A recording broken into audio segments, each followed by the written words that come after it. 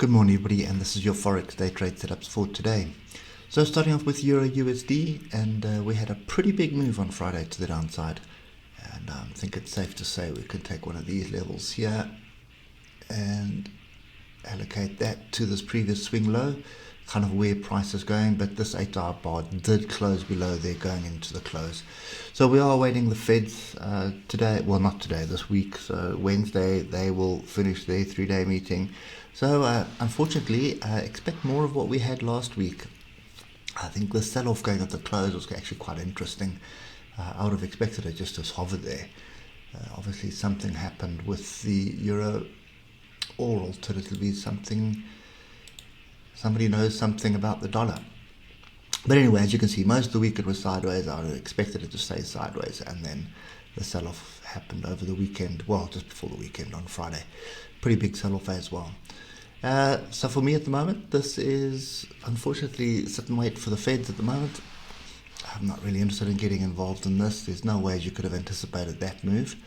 We'd been in the moving averages for so long, up and below, with buyers coming in here on Thursday with all the data as well, and then the next day we reverse. So market is confused, and I'll stay away from the dollars pairs at the moment until at least Wednesday.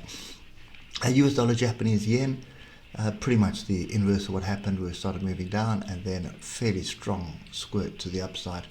On the 8-hour we're still very much going sideways in an upward trend, so shouldn't be looking to sell this at the moment. We're looking for opportunities to buy, and you can see Friday's move wasn't as big, but it was there nevertheless.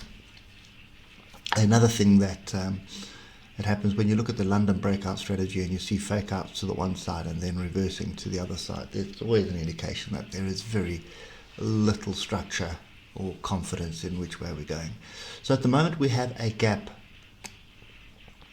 and we've also broken through this range. Let's leave that line there. So I would say we're looking for a pullback back into 109.682, 109.648. If we can get pull back into this area and start creating higher lows, good entry to be long with a really tight stop below the swing low of Friday going into the close. So that's kind of a fairly decent opportunity. All the moving averages have crossed over as well, so that is a little bit of a better setup than the euro for me at the moment. But yeah, don't forget you've got the Feds coming out, so that may be a little bit of a trade. Alternatively, what's going to happen, we're going to head right back into this range. So if we get below this level I've given you now of 109.648, then we're definitely going to go back into the range, which is kind of the higher probability as far as I'm concerned, back in here and just muck around until Wednesday. Moving along till British pound Japanese yen. So this pair is pretty much forming a bit of a channel here to the downside. Look at my oscillator starting to cross over in the middle of nowhere. If you look at the moving averages, we are in an upward trend. We do have a pretty big gap to the downside, which acts as a fairly strong magnet. So if you look at the hour, you'll see Thursday we had a pretty big move up and then no direction since then. So all I would do is take the top of this range here. Well, it's not really a top of a range, it's the level, and just bring the level down to the previous 1 hour fractal. That's the level you need to break, and you see that will line up with the top of this channel. So 155, 158 is what needs to go. It needs to break the upside, find some support, and then that would trigger the move to the upside. For the moment, this is sit on hand. There is a bit of a gap to the downside, so I wouldn't be too surprised to see it move to the downside first, and then pick a direction. But with us in the moving averages like this, this is sideways. No reason to be trading that at the moment. Euro British pound, I've left most of the structure that we put in over the week last week, and you can see we came to the top, which is now, as far as I'm concerned, a range, and we're going to just take those ones off. That gives you a fairly good idea.